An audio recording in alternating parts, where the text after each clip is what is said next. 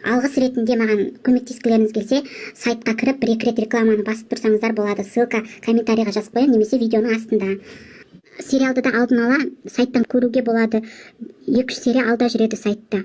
Бүгін, например, Қызақсы 21 серия YouTube'қа шығып атса, сайтта уже 23 серия болып жатыр.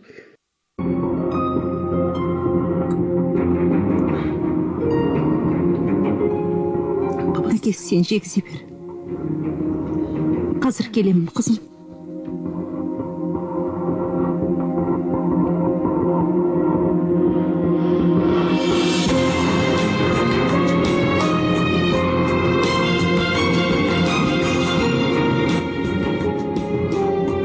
Бахар,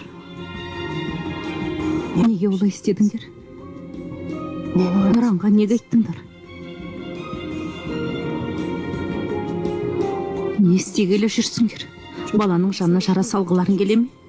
Сен не күтіп едің, Эфсон? Түптеп келгенде қызымыз туған отбасына оралады. Білдің бе?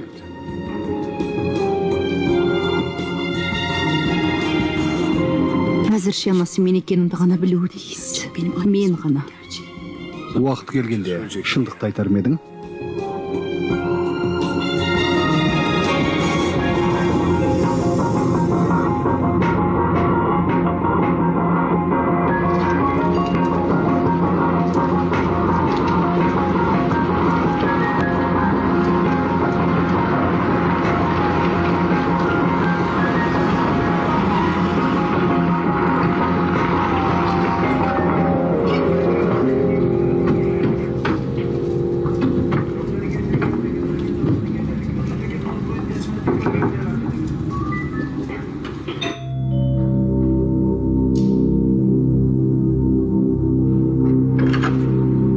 Эфсон атахан осында ма?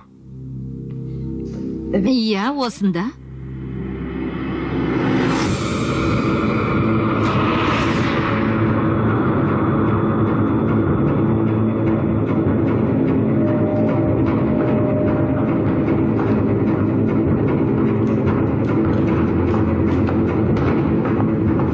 Эфсон атахан, сізді тұтқындау туралы шешім бар. Соңымыздан еріңіз. Не болып қалды? Не істеп жатырсыңдар? Эфсон атаханды бала ұрлады деген шағым бойынша тұтқындауға келді. Қиындық тудырмауларыңызды өтінем.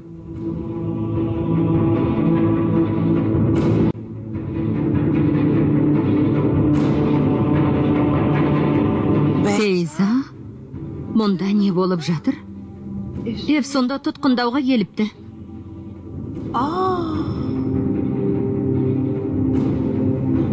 Сен айттың ба, Бахар? Маған тұсақ құрдың ба? Мені қақпанға түсірдің бе?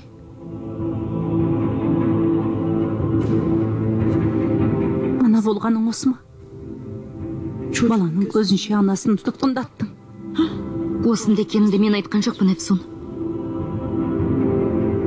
Алып кетіңдер. Әйеліме жақындамаңдар. Мырза, сізді де қамауға алып кетіп жүрмек. Сабыр ет, Арда. Сен бостандықта жүруің керек. Апа? Қызым. Апа.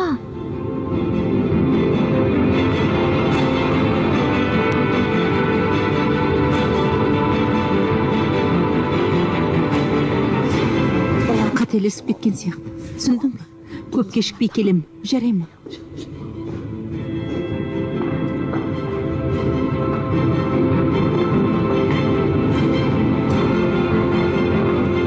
Сіздерге берген сөзімде тұрдым. Эфсон атахан ұсталды. Апа! Апа! Апамды жіберіңдер! Қызым!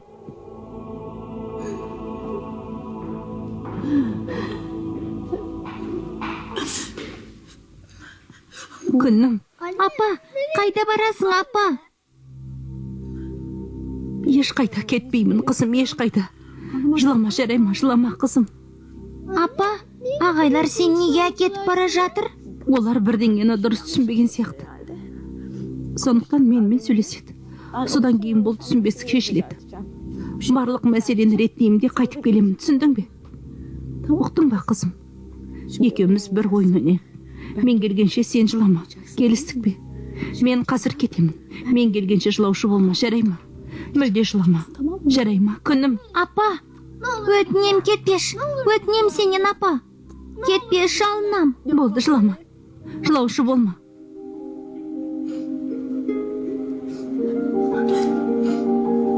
Нұран саған аманат.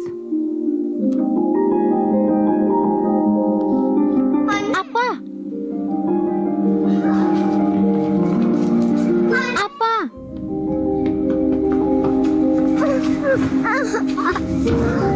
Апа! Апа! Апа! Апа! Мені тастамаш! Апа! Апа! Апа! Апа! Болды, қызым. Апа! Апа!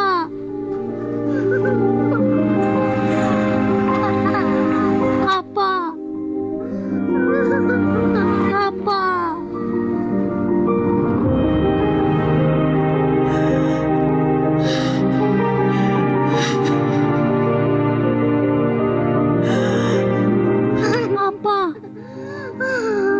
Қызым, апаң саған не айтты? Апаңа не деп сөз бердің? Жыламаймын дегенің қайда? Қалай жыламайым, әке, көңілім түсіп кетті. Болды, қызым, жылай берме. Апаңды ертіп келем, жарай ма? Әке, мен де барайыншы. Мен апамның қасына апаршы, өтінем. Болмайды, Нұран. Ол жаққа балаларға баруға болмайды. Ал енді түс, тоңып қаласың. Мен сенің анаңды ертіп келем, жарай ма? Келе ғой. Ұстама мені. Сендер де ішке кіріңдер, Фейза.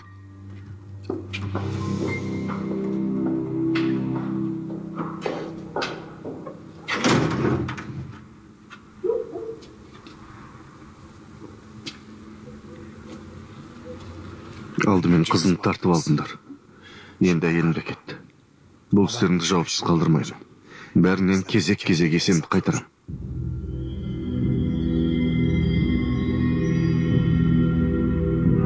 Менің есебімен аласыңдар да. Қазір алуында. Асықпа. Әр нәрсенің өз уақыты бар.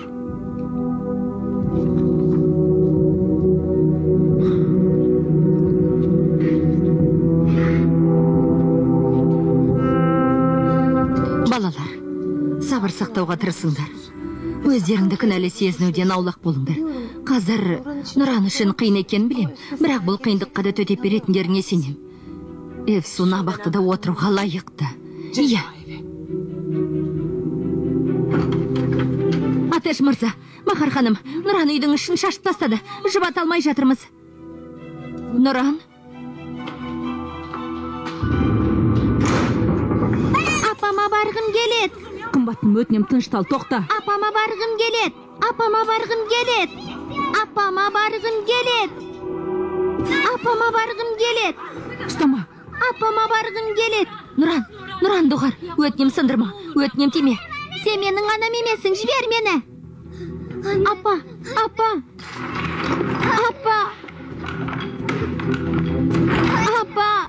Бізді оңаша қалдырыңдар. Мені қызымен оңаша қалдырыңдар.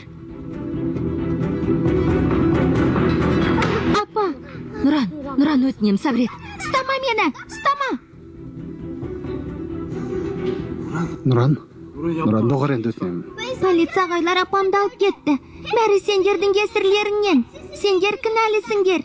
Нұран, Эвсун көптеген жамандық жасады. Қазір сол үшін жауап беруге кетті. Бізді түсінші. Апешезе, менің апам жамандық жасамайды. Апам ешкімге жамандық жасаған емес. Нұран, Эвсун сені бізден ұрлап алған. Одан жаман не бар? Апешезе, менің апам жаман адам емес. Және мен оны жақсы көрем. Өтінем, апамды қайтып әкеліңдерші. Нұран, қара, біз бармыз. Біз сенің жаныңдамыз. Сендерді көргім келмейді. Әке мен анама барғым келет.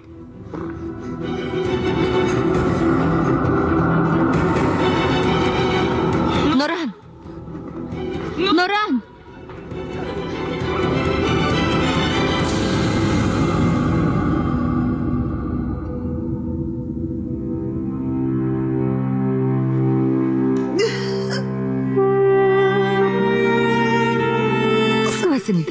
Даушы болма. Арың мазаламасын. Бәрін дұрыс дедің, Көлия. Эвсонның үстінен шағым сүргенің дұрыс болды. Нұран қазір мойын сынбағанымен кейін бәрін түсінеді. Бала деген ата-анасының жақсылық тілейтінін ертелі кеш ұғады. Ол да ұғар. Барлығаны баласының бақытты болғанын қалайды.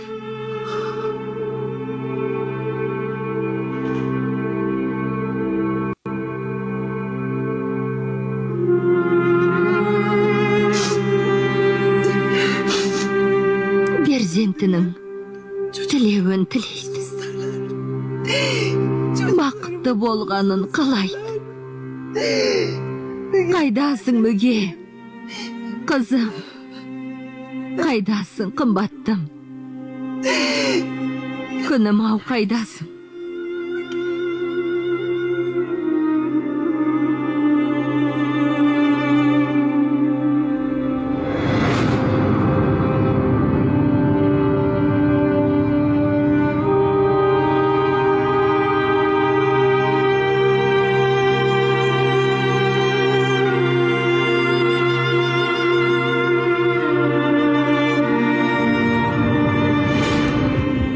Жамал екеуміздің қарым-қатынасымыз өте жақсы. Ол сен сияқты ауыртпашылықтан арылғанына қуанып жүр. Жамал басқа адамға айналған. Сенбесең өзің көр. Оның мені сүйетін білесің ғой. Сен мен ажырасқан соң екеуміз үйленетін күнімізді асыға күтіп жүрміз.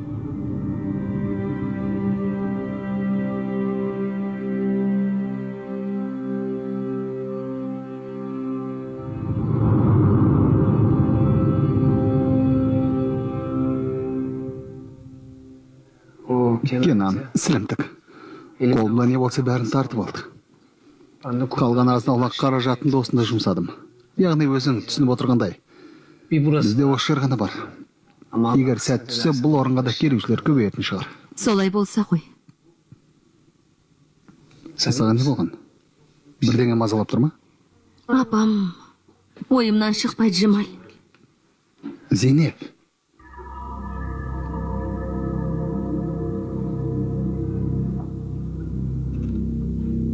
Бәрі жақсы болады. Сұлтан ханымды да құтқарамыз. Мүге де арамызға түсе алмайды.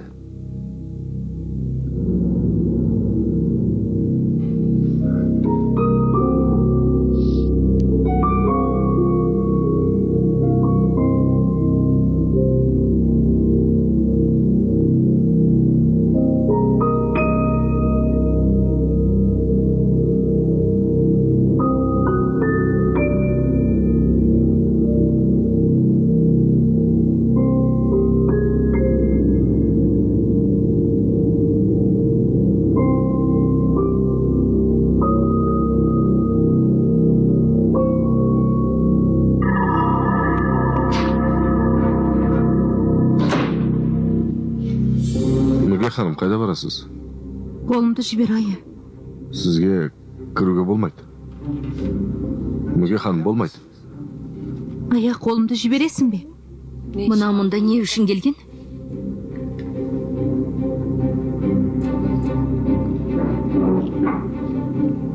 Жамал, мен не бар сөйлесуге келдім. Сен сөйлесуім керек. Одан кейін шығып кетемін. Öyle.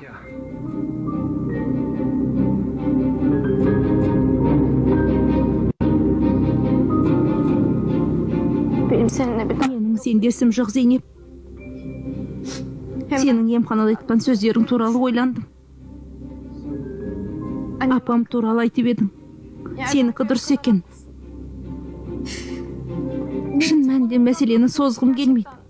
Бар болғаны Жамалмен сөйлессем деп едім. Зейнеп, сен Мүгеге емханаға бардың ба? Соған ашуланба. Зейнеп екеуміз сөйлестік, бар болған сол. Ол екеуіңнің бақытты екендеріңді айтты. Мен де ауыртпашылықтан арылғаныңа қуанып жүр екенсің.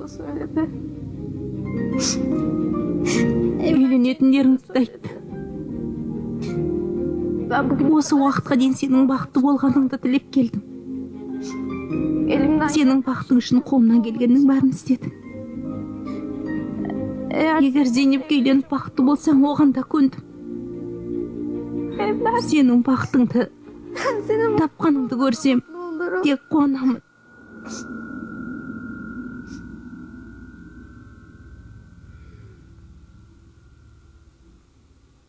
Зейнеп, бізге сөйлесуге мүмкіндік бересің бе?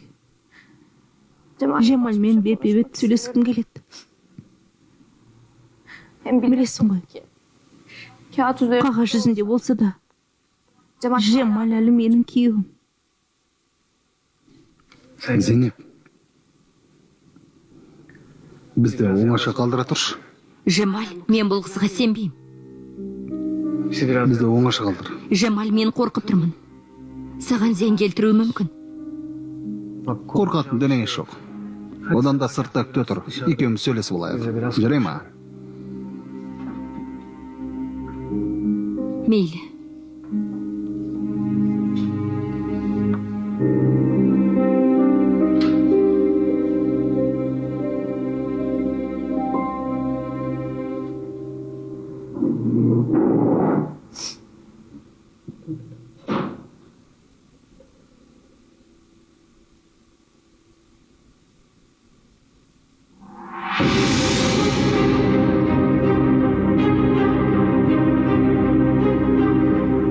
Құлағым сенде?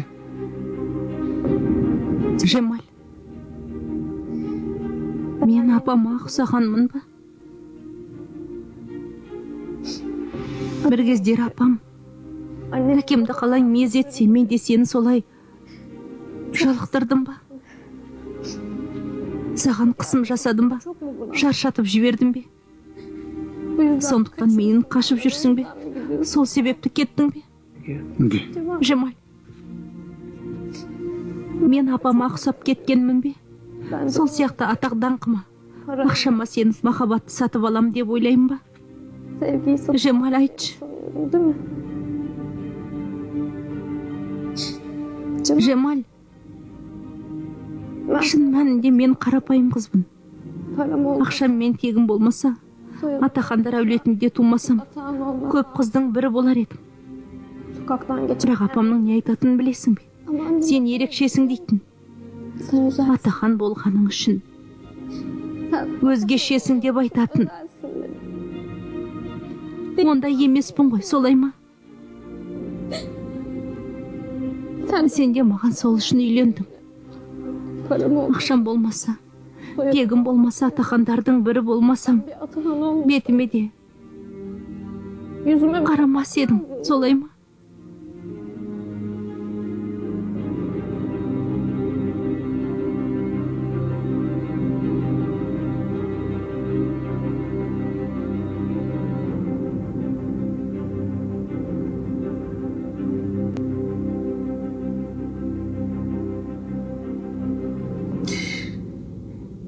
Қымбаттым. Күннің қызым менің. Ай десе аузы бар қызым. Қайдасың?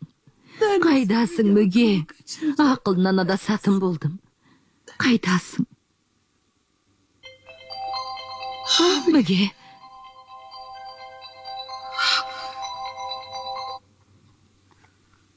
Не болды, не керек? Неге хабарласып тұрсың? Сенің есуаз қызың осында. Келіп алып кет. Менің қызым қайда? Қызым қайда деймін? Қазір Жемалдың мейрамханасындамыз. Қызыңның көзі ойнақшып отыр. Іште Жемал екеуі сөйлесіп жатыр. Дереу келде қызыңды алып кет. Қазір барамын. Тап қазір қызымның жанына барамын.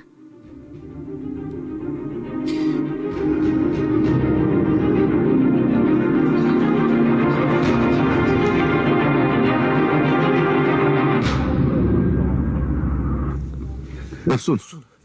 Efsun. Efsun. Efsun қайда? Efsun.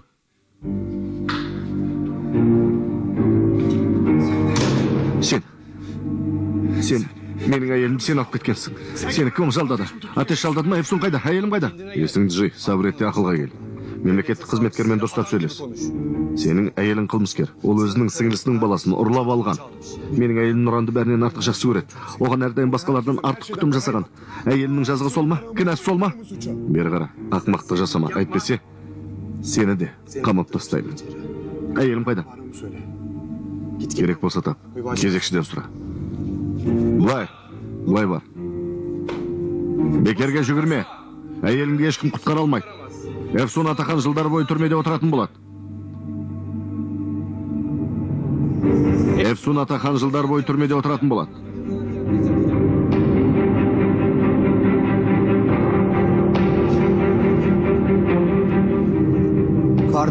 Ауруханадан сіңіліңнің қызын ұрлап әкетіпсің. Оны қалай аямадың?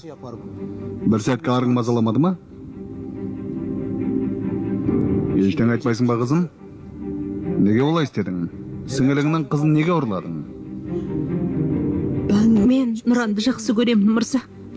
Оны барлық адамнан артық көремін. Басқа айтатын ештеңем жоқ. Эфсун, мен келдім. Жаныңдамын, жаным, алаң болма. Сен кімсің?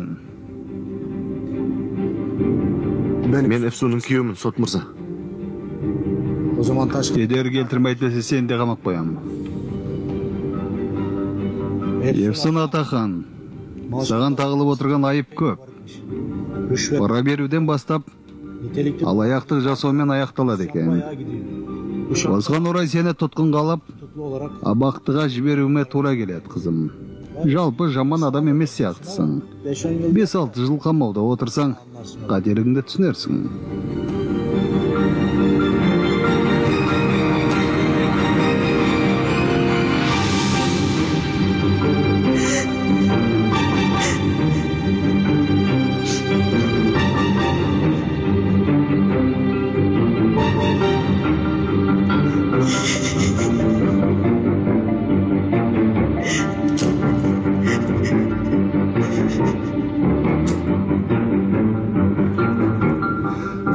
Сот мырза, әйелмен сөйлесуіме бола ма?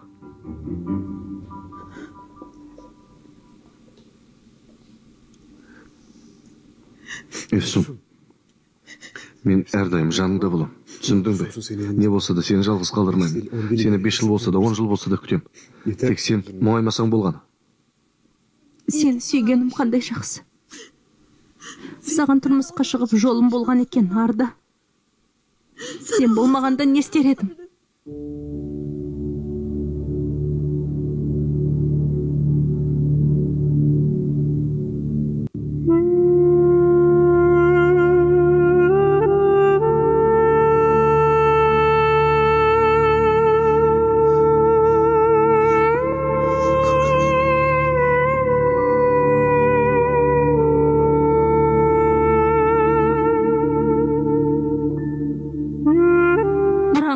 Қамқор бол. Қамқор болам.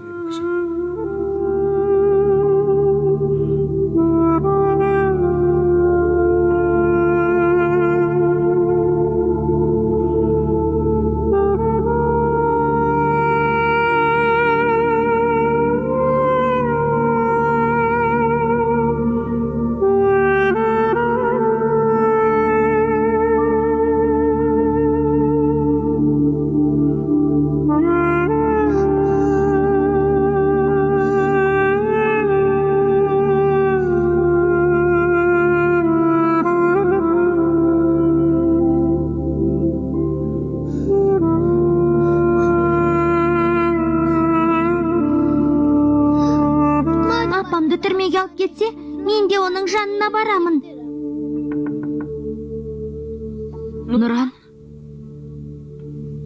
Нұран, қалың қалай? Не істейміз, Атеш? Ішке кіріп тағы да сөйлесуге тырысайық, Бахар. Кір. Нұран, ішке кірейін деп жатырмыз.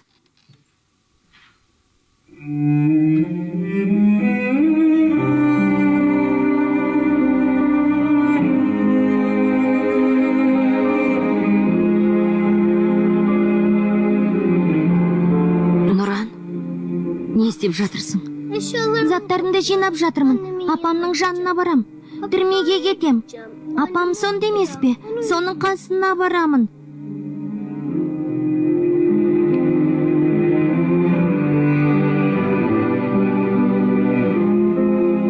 Олай деме. Өтінем. Олай деме. Жалынам. Олай деме. Жалынам. Жалынам. Мені жақсы көрші. Мені жақсы көрші. Мені жақын тартшы. Бізді жақсы көрші. Онсыз да сендерді жақсы көрем. Қатты жақсы көрем.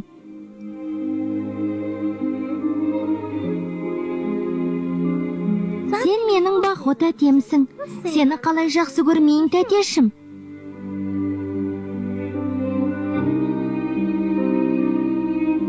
Жылама, тәте. Өтінем, жылама. Ата-шезден де жақсы көремін. Екеуіңді де жақсы көрем. Ата-шезде доғар. Сен де мұңайма. Өтінем, мұңайма. Бірақ әке мен анамды қаттырақ жақсы көрем. Солардың жанында болғым келеді.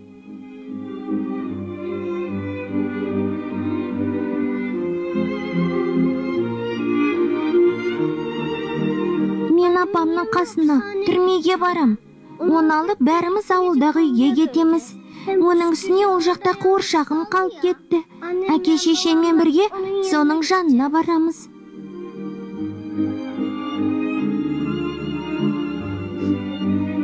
Кетпе.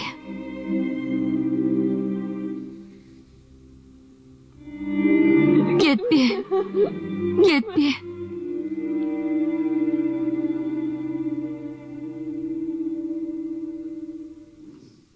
Жемал, үнсіз отырмаш. Бар айтарың осы ма? Мені осыдан кейін ешқашан көрмеуім мүмкін. Бұдан былай кездеспейтін де шығармыз. Өтінемін, үнсіз отырмаш. Менімен сөйлеш, өтінемін. Тыңда, саған осы уақытқа дейін жақсылық тіледім. Сүйіп кетуге де тырыстым. Расымен сүйгім келді мүге. Бірақ анаң кедергі келтірумен болды. Некемізді сақтап, қарым-қатынасымызды жақсартар ма едік, кім білсін. Бірақ олай болмады. Анаң сені де, мені де шаршатты. Ара қатынасымызды бұзды. Бәрін жойды.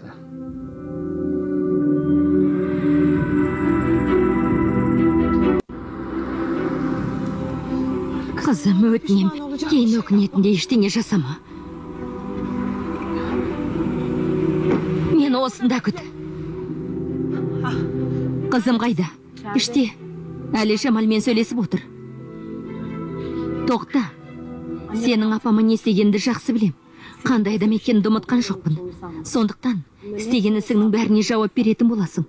Бірақ алдымен Жамалға зиян келтірмей тұрғанда есерсоқ қызыңды алып кет. Оны қамап қоясың ба жоқ па? Ол жағын білмеймін. Әйтеуір көзімізге түсе бермесін.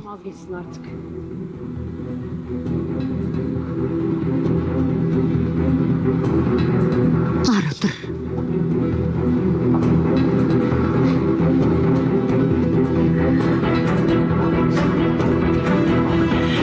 Қызым.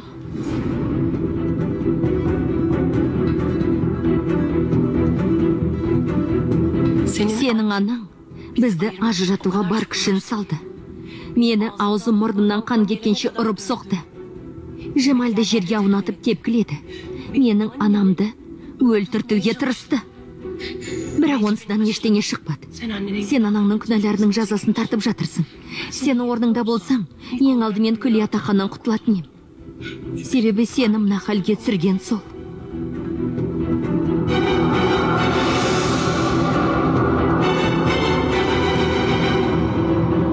Бәлкім некеміз сақтап қарым-қатынасымызды жақсартар ма едік, кім білсін. Бірақ олай болмады. Анаң сені де, мені де шаршатты. Ара қатынасымызды бұзды.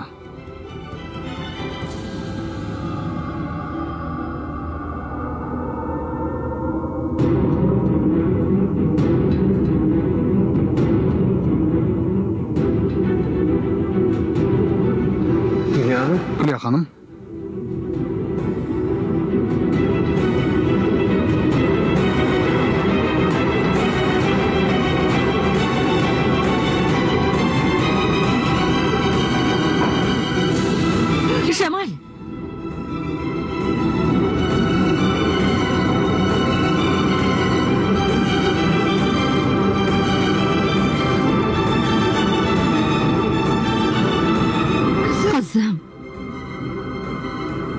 осыған лайық па, қызым?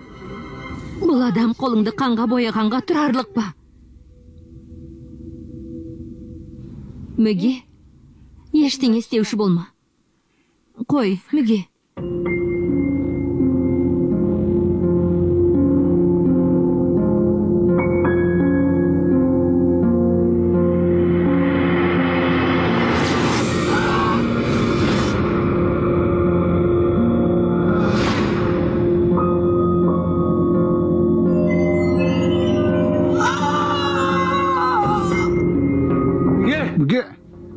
Мүге, пышақ таста, Мүге. Ары тұр.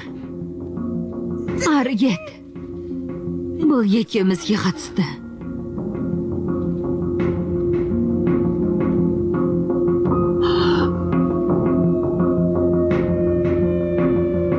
Қызым,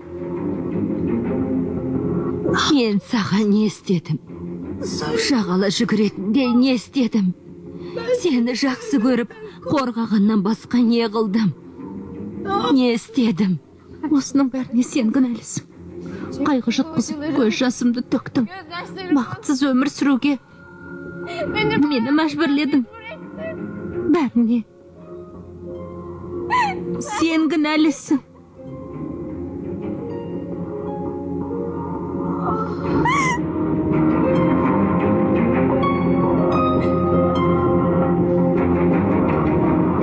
Қызым,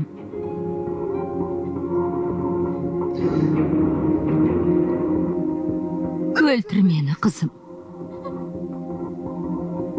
Өлтір. Содан жеңілдесең, өкперені ішің басылатын болса, мені өлтір. Сенің қолыңнан өлейін. Мүге, сенің қолыңнан өлейін. Мен сенің анаңмын. Сені кешірем.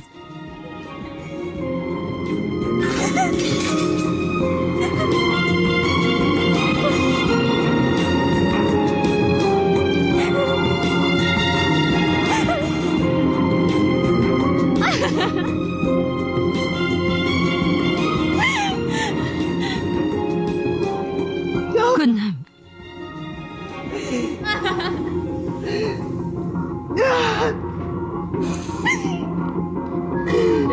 Бәрі бітті. Өтті де кетті.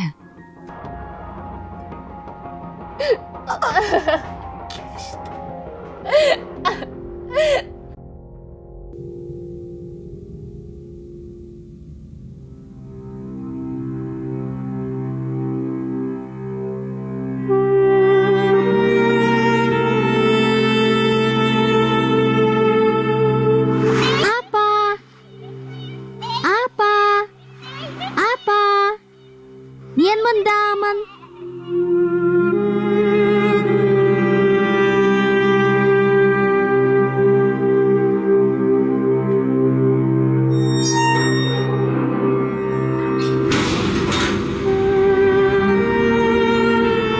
Жеп қояйын ба сені?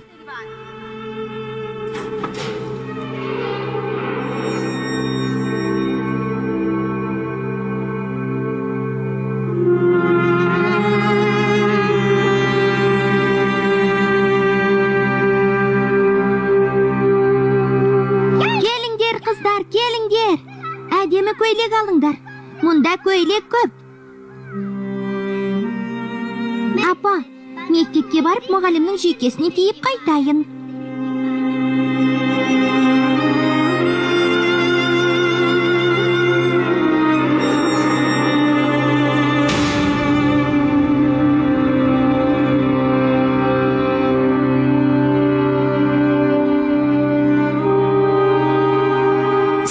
Нұран, сен барда ештеңеден қорықпаймын. Сенің жанарың сөнбейінше қараңғы қапастан сескенбеймін.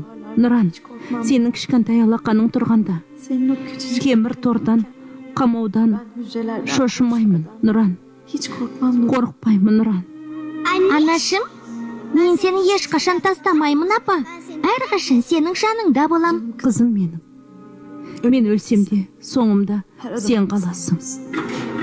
бауыр етім балам. 4 қабырғаға қамалсам да, көк аспаным сенсің. Сен менің ақша бұлтымсың. Сен менің күнімсің. Төгіп жауған нөсерімсің. Барым да, базарым да сенсің. Алла құтқарсын. Алла құтқарсын. Алла құтқарсын. Алла құтқарсын. Эфсон. Тәте.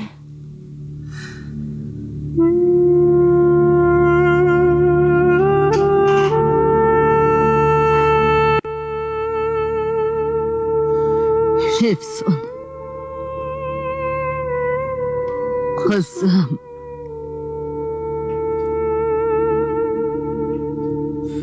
Сені де аямаған ба?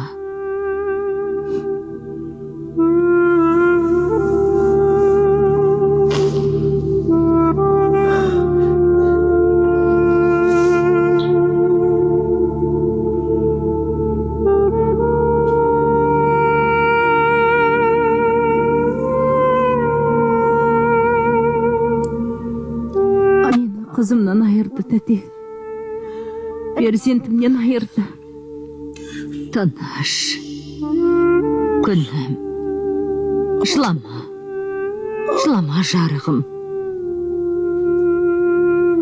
Жасыңды тый.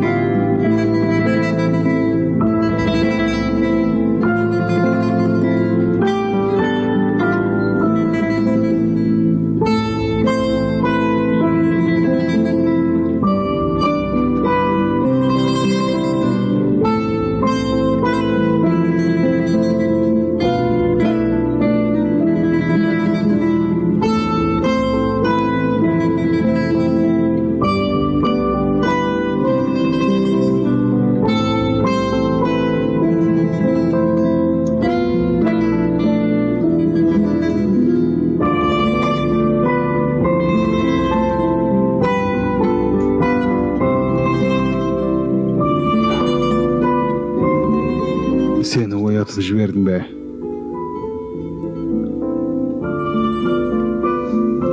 Суретің әдем екен. Әке, мен анамды салдым. Жанымда жүргендей болсын дедім. Оларды сағынып жүргеніңді білем. Мен саған сағынып жүрген тағы бір нәрсеңді әкелдім.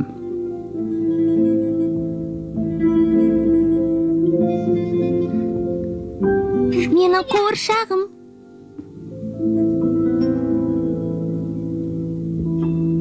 Ауылға барып, даяға Нұран қуыршағын сағынып жатыр дедім. Ол бірден тауып берді. Нұран жатарда құшақтап жатсын деді. Көп рахмет, ата шезде, көп рахмет.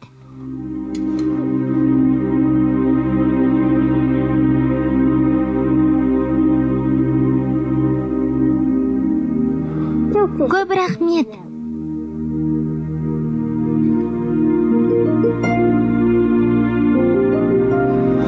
Кел отыр. Білесің бе, бұл қуыршақ менің құрбым. Қара, қуыршақ Эвсош пен әкемге осында.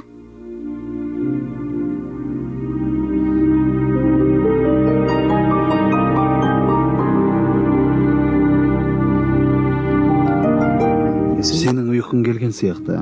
Есінеп отырсың. Көзіңде жұмылып барады.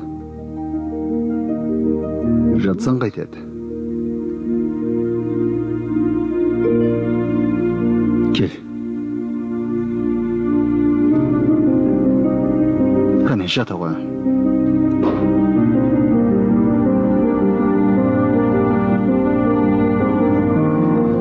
Хоп.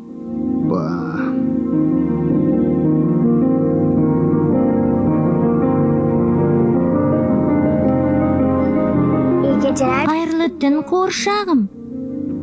Жақсы түс көр. Қайырлы түн, ата шесте. Қайырлы түн. Қайырлы түн, тәте.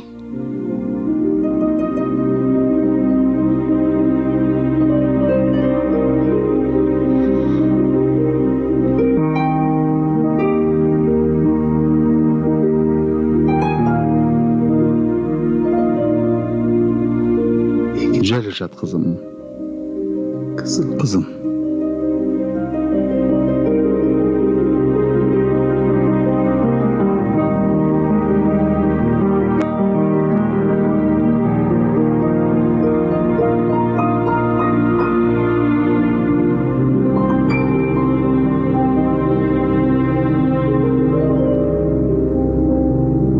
Бауырым, ақыл есің дұрыс па жоқ па? Не істеп отырсың?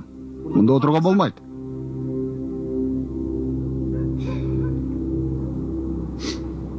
Іште әйелім отыр. Оны жалғыз тастамай. Бауырым, сөз ұқпайсың ба? Мұнда отырғанда не пайда? Жөніңмен жүр. Бар кет. Басың бәлеге жатпа. Ешқайда кетпеймін. Ол менің осында екенімді сезсін. Алла сабыр бергар. Ертең кездесу күні болады. Әйеліңді сол кезде көресің. Ал енді кет. Мұнда отыруға болмайды.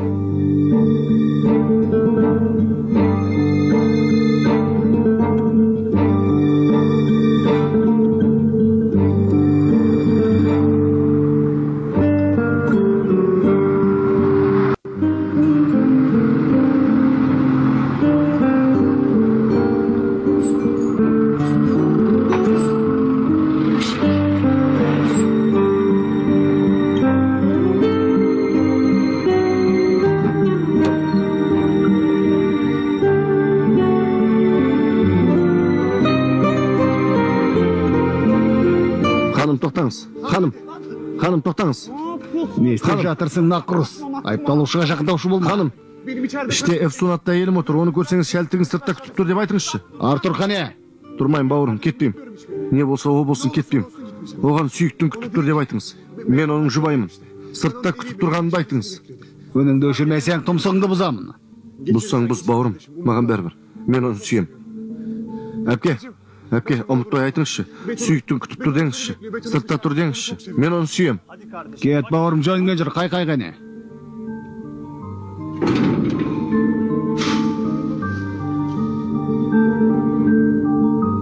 Сыртта сүйіктің күтіп тұр деңіз. Мен оны сүйем. Күнім. Қарағым. Қара. Сен мына жақта, мен мына жақта жатам. Жаныңдамын. Еш қорықпа. Қорықпа.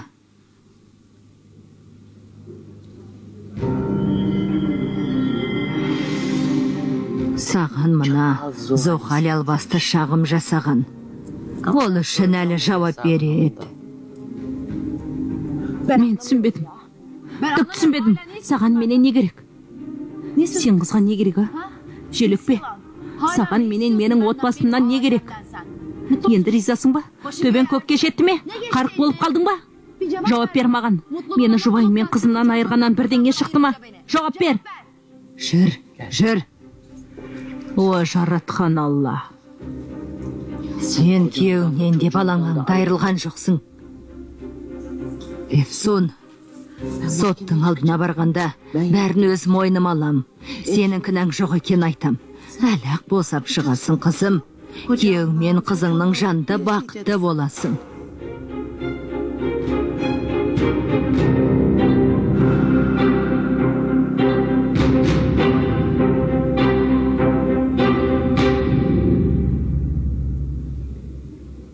Алла құтқарсын. Рахмет. Алла құтқарсын. Рахмет. Алла құтқарсын. Балаға бірдеңе қажет болса бірден айт. Сәбиің қаншайлық? Оны неге алып келдің? Әлі емізулі әпке, сондықтан алып келдім. Балақай аман болсын әйтеуір. Эфсун деген кім? Мұнда Эфсун деген әйел бар ма? Эфсун деген менмін, не болды? Далада сенің күйеуіңді көрдім. Қалайша, не деді? абақтының жанында тұр екен, саған сәлем жолдады. Сүйіктің өлгенше күтеді деп айтты. Сосын Ардашың сыртта күтіп тұр. Шәлтігің сені өлерде сүйет деді. Аға, Биатай. Күйеуім сәлем жолдапты. Тура солай айтты ма? Сенің атың кім? Гүлсім. Мына нәрестенің аты кім? Фейза. Фейзош. Жақында шығасыңдар деп үміттенемін. Айтқаның келсін. Тәте, естідің бе? Ардиш келіпті, жұбайым келіпті. Мені күтіп тұр екен.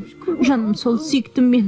Мені жақсы көретін айтыпты. Мен де ғашықпын, тәте. Мен де күйеуімді жақсы көремін, тәте. Мен де жақсы көремін. Сенің ғашықтығыңа түкіргенім бар.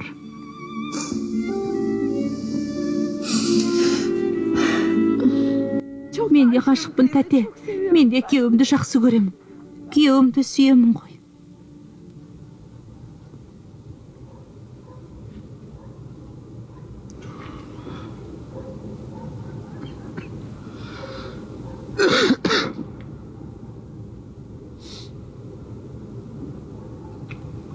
Арда, мұнда не істеп отырсың, ұлым? Аға, Эфсунды да осында келді. Оны да келді ме? Неге? Оны неге қамайды? Түсінсен бермасын. Бұларға не керек өзі, а? Түк түсінсен бермасын. Осылардың бәрін бұлай... Аға, өзің не үшін келдің? Не болды?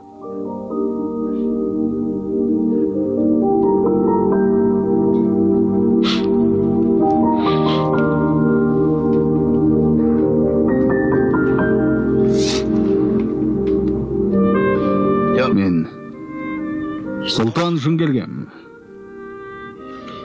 Ертең кездесетін күн адвокатпен сөйлестім. Ертең ол да келеді. Үйге сыймай кеттім, сосын жата бермей осында күтіп отырайын дедім. Міне, сондықтан келдім. Аға, дала суық кетті, суық тиіп қалмасын. Маған тиген суық саған тимей ме? Осында отырған, күткенім. Сен мен бірге күтем, болмай ма?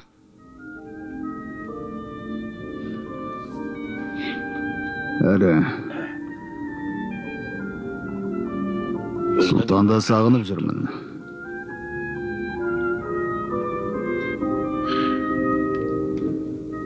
Және де онымен сөйлесемін, нешек. Біле жүрсін, бәрін айтам. Айтпасам, ішіме сыймайтын сияқты айтамын. Білсін, жасыратын несі бар? Нені айтасың, аға? Не туралы айтпақсың? Жай жеке мәселем бар. Жеке. Аға? Сен не, Сұлтан ханымға ғашықсың ба? Інім,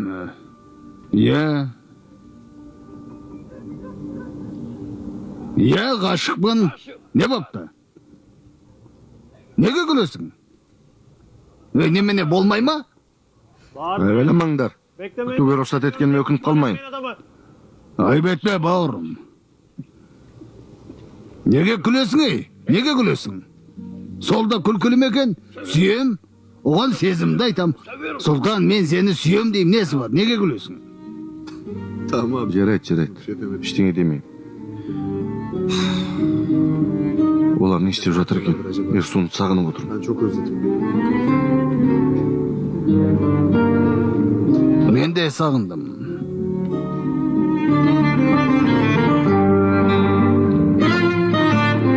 Getirirdim tabii ki bütün yıldızları sana.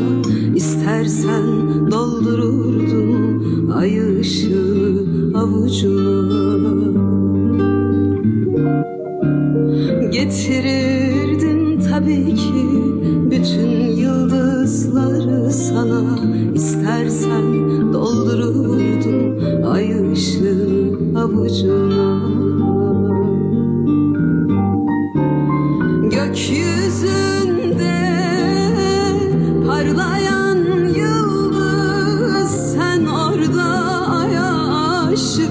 sen burada yalnız. Gökyüzünde parlayan yıldız, sen orada aya aşık, ben burada yalnız.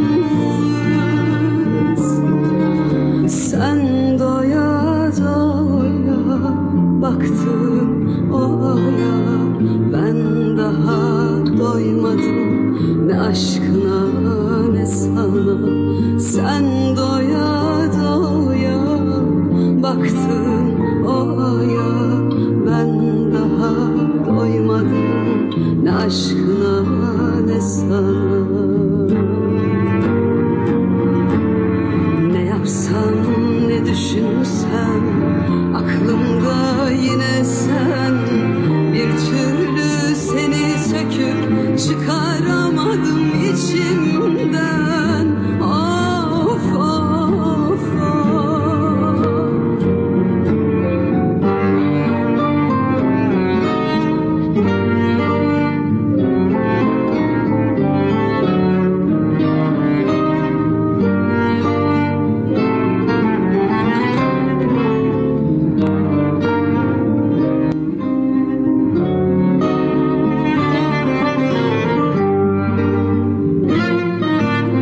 Yıllara muhtaç yüreğim seni unutmak için, azat olmuşsun gülüm, dön artık gelincim.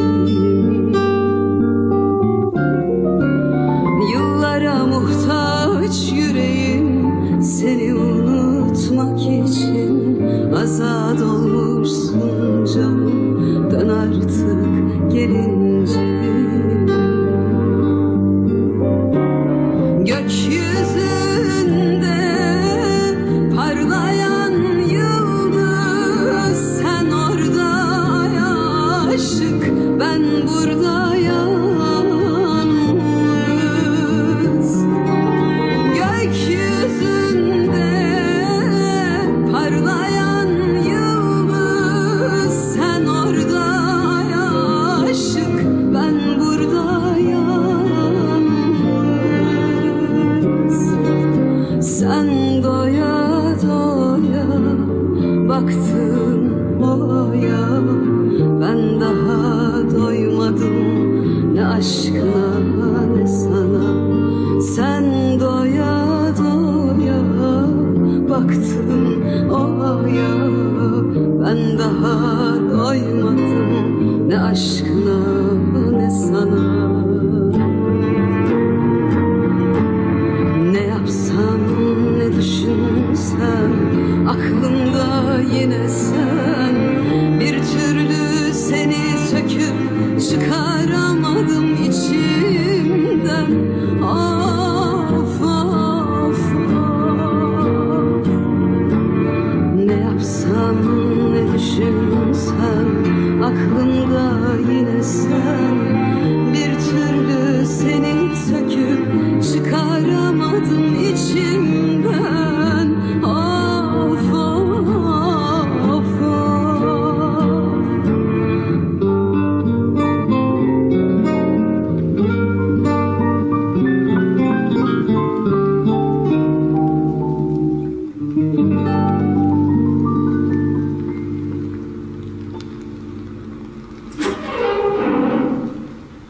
Saat 8-9'da kirетін адамдар дайын болсын. Дайын болыңдар.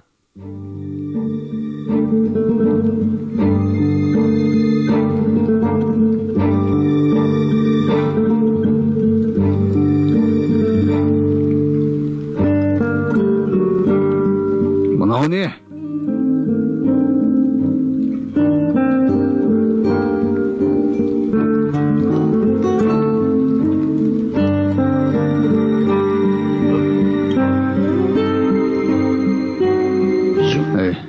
Адвокат келу керек еді. Қайда жүр екен өзі? Салих мырза. Салих мырза. Сәлеметсіз бе? Сәлеметсіз бе? Амансыз бе? Не болды адвокат мырза, өзгеріс бар ма? Тұтқындауға қатысты апелляциялық шағым жасадым. Егер сотты үгіттей алатын болсақ, Сұлтан ханымды шығарып алуымыз мүмкін. Эфсонды да шығарып қалар, аға. Солай болғай. Біздің іс бойынша сұлтанның сіңілісінде тұтқындады. Не істесек болады, а? Ол туралы іште сөйлесек. Алдымен прокурорға 5 минутқа жолығып шығуым керек, жарай ма? Жүріңіздер. Кеттік.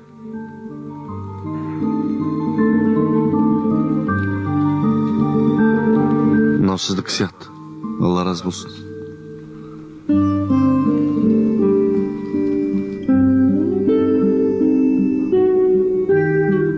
Анашым, амансыңдар ма? Төте, екеуміздің бірге болғанымыз қандай жақсы. Бір-бірімізді қолдаймыз. Аллаға сансыз шүкір. Ана қыздың ешкімі жоқ екен. Иә, қызым, шүкір. Аллаға тәубе.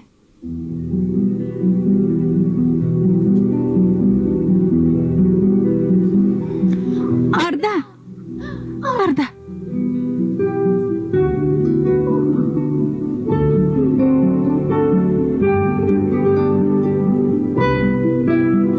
Кеше хабарымды алдың ба? Алдым, тентек. Оны қайдан көріп сәлем айтып жүрсің, шәлтік. Сәлем айтып жібергенің жақсы болды, әйтпесе жүйкем тозып. Ақыл есім ауса жаздап отыр едім. Жақсы болды. Білесің бе? Байқұсай, ақылыңнан адаспа, отыр. Сәлемет бе, Салихаға? Амансың ба? Ардадан басқасын көрмей қалыптың ғой. Қалың қалай, сұлтан? Қалай болсын, Салих. Отыр. Кел, отыр. Қазір адвокат келеді. Нұран әлі жеке жайды ма? Иә, сонда. Сендерді шығарып алайын, одан кейін қызымды алып кетем. Ол жағы қиын. Біздің шығуымыз оңайға соқпайды. Олай деме, жаным. Үмітің үзілмесін.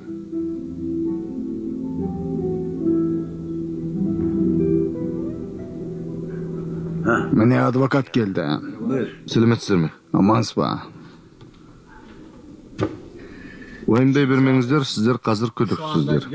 Әлі сотталушы болып саналмайсыздар. Әрі қолдарында ештеңе жоқ. Яғни ешқандай дәлелдер жоқ. Сіздерді сотқа дейін босату туралы өтініш жазған болатынмын. Сотта Салих мырза екеуміз сөйлескенбіз. Егер сот шешім шығарса, белгілі бір айыппұл төлеп, бостандыққа шыға аласыздар. Иә. Дегенмен істі жаппайтын шығар, солай ма? Иә, жаппайды. Қазір сіздерді сот отырысына дейін бостандыққа шығарудың амалын жасап жатырмын. Бірақ еш уайымдамаңыздар, біртіндеп барлық мәселені шешеміз. Уайымдамаңыздар. Жаңа айтқан айыппұлыңыз қанша болады? Әрқайсыңыз үшін 75-100 мың лираның арасында. Мәссаған, ондай ақшаны қайдан табамыз? Табамыз, жаным, табамыз. Оған алаңдама. Жоқ. Мен үшін бермеңдер. Маған қажеті жоқ. Эфсон үшін төлей беріңдер. Эфсон шықса болғаны. Олай болмайды, Сұлтан хан. Бұл жерден екеуіңіз де шығарып алам. Доғар, сұлтан, олай айтушы болма. Сен де бұл жерден шығасың. Амалын жасап ақша табамыз. Иә, тәте, қайдағы жоқты айта берме. Алла, сенсіз Нұранды қалай аламыз? Тоба жаратқан. Бәріміз үшін біріміз үшін бәріміз. Бірге қамалдық, бірге шығамыз. Біздің басты мәселеміз Нұран. Қызымды қалай алам? Адвокат мырза, олар менің қызымды алып қойды. Қайтармай отыр. Қалай аламын? Бұл қалай болған? Солай істеуге бола ма? Қолдарында соттың шешімі бар ма? Салих мырза, істің жай-жапсарын айтқан. Ресми түрде Нұран сіздердің қыздарыңыз. Туу туралы куәлігі сіздерге рәсімделген жоқ па? Иә. Болды онда. Ешқашан ала алмайды. Оны да шешеміз. Бәрін шешеміз. Соттың шешімі шықпайынша ештеңе істей алмайды. Уайымдамаңыздар. Уайымдамаңыз. Рас айтып отырсыз ба? Мен бос сөйлемеймін. Қолымнан келмейтін нәрсені айтпаймын. Өте жақсы. Қызыммен қайта қауышатын болдым. Қызымызбен бірге боламыз.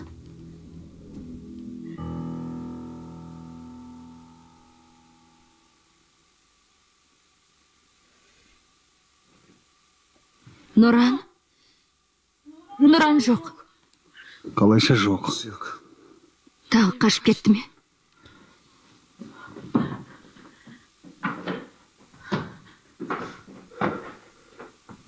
Нұран!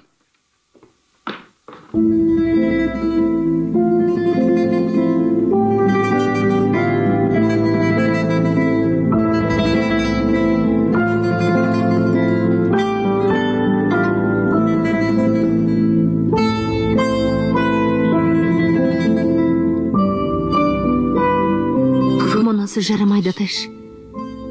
Оны мына халде көргенім жаныма батады. Қиналып жүр. Бахар. Психологқа жолықсақ қайтеді. Иә. Нұран үшін уайымдап жүрмін. Тіл тапсалмай жатырмыз. Алаңдама жаным. Кездесу туралы келсем. Рұқсат болса, сіздердің мәселелеріңізді шешу үшін кетуім керек. Көп рахмет сізге. Айтпақшы, жаңа айтылған қаражатты дайындап қойғандарыңыз абзал. Сау болыңыздар.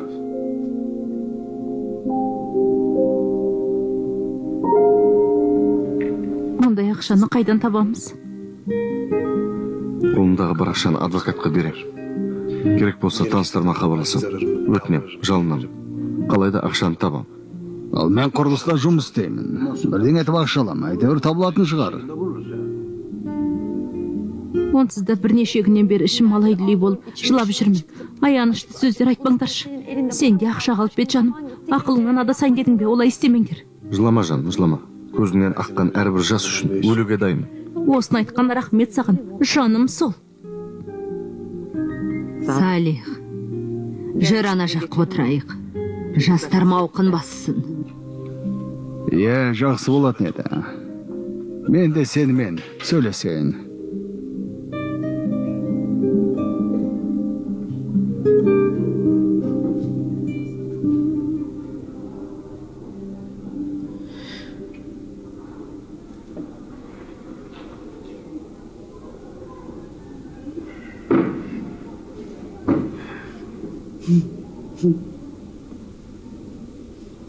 Айтпақшы жаным, сонда түнмен түрменің жанында отырдың ба?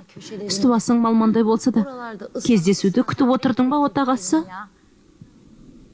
Бері қара. Онда неге шашың құрғақ әдем болып тұр? Неге? Дүкеннен арзан гель сатып алдым. Содан қалтаңа салып жүрсің бе? Иә, қалтамда. Сенің істемейтінің жоқ, қатырады екенсің. Арда атақан арзан гель қолданып жүр. Арда қызымды қатты сағынып жүрмін, есімнен шықпайды. Қалтаңда менің да суреті жоқ па, маған тастап кетші. Қазір болу керек.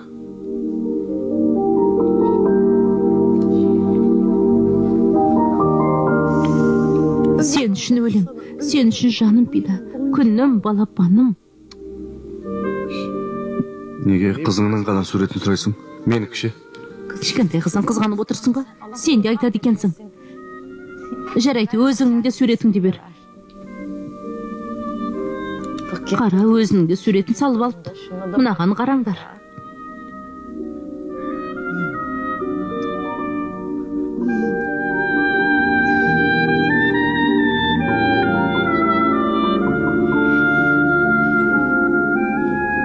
Маған не айтайын деп едің, Салих? Мен айтайын дегенім... Мен... Көбірлей берме, мыңқ етіп мінгірлеп отырсың. Айтқын келген айт.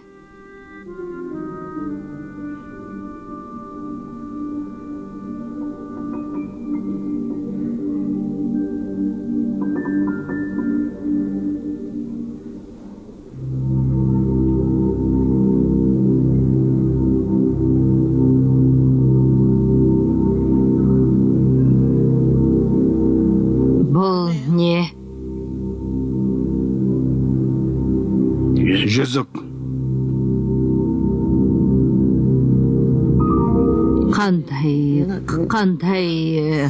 Қандай жүзік? Сені осында қамақ қойғанда бәрін түсіндім. Негізі бұрында білетінмін. Сондай қиын, сұлтан. Қысылып отырмын. Айта алмадым, ұялдым. Негізі айнаның алдында тұрып дайындалғам. Айтайын деп келгенмін. Сені көргенде тілім байланып қалды. Сұлтан. Ендеше айтатын сөзіңді айт.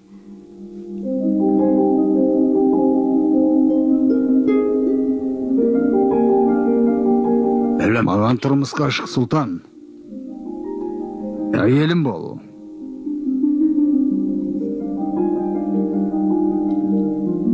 Күйеуге шық, сұлтан. Жарым бол. Сенсіз күнім қараң екен. Қайда қарасам да сені көрем. Бар ойым сенде. Сенсіз жүре алмаймын. Мен өмір бойы сені күткен екенмін. Ары қарай да күтуге дайынмын, сұлтан. Маған жар бол.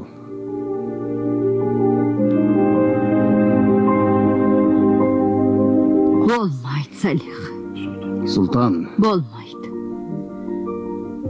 Тыңда, Эфсунның жағдайы мынау. Нұранда жанымызды емес, келісе алмаймын. Болмайды. Олай деме, сұлтан, олай айтпа. Бетімді қайтарма, мен... Қазір ештен айтпа, күте тұрам. Ең болмаса, үміт үзілмесін, күтейін. Тек кесіп айтпа, сұлтан.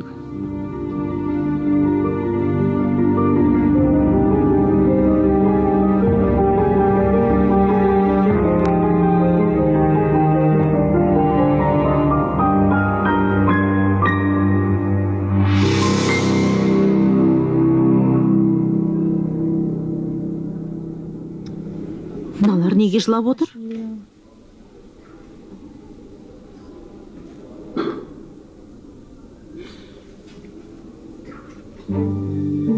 Қыз, қымбаттым, не болды? Неге жылап отырсыңдар?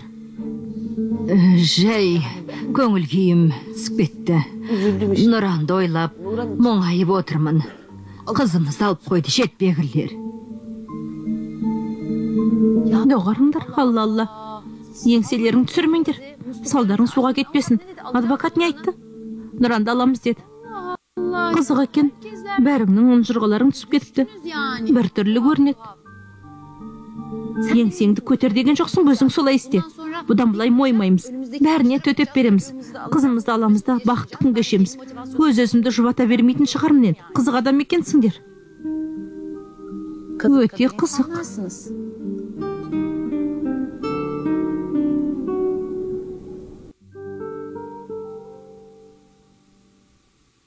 Нұран, Эфсунды жақсы көретін сияқтысың, солай ма?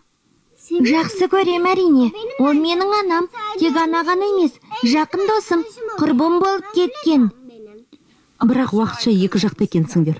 Ол жақта саған кім дос болады? Оршағым, әкем мен анам келгенше басқа досым жоқ қой. Бахар мен Атеш бар, олар сен жақсы көреді. Тәте мен Атеш жездемді көргім келмейді. Әкем мен анамды көргім келеді. Әкем мен анам қайда? Мен тек соларды көргім келеді. Әке шешемді сағынып жүрмін. Атеш, ол бізді неге мойындамайды, неге қасарысып жүр? Оның бір ғана жауабы бар, Бахар. Оған Эфсунның тәрбиесі әсер еткен. Бізден ұрлап алып, осы жасқа дейін бақты. Әлі үйренеді, Бахар. Бізді жақсы көреді. Адам туған анасын жақсы көрмесін бе? Біз оның туған отбасымыз. Біраз уақыт пен сабыр керек, Бахар. Жақсы көрмесе қайтеміз? Фильмді қазақ тіліне аударып дыбыстаған Астана телеарнасы 2017 жыл.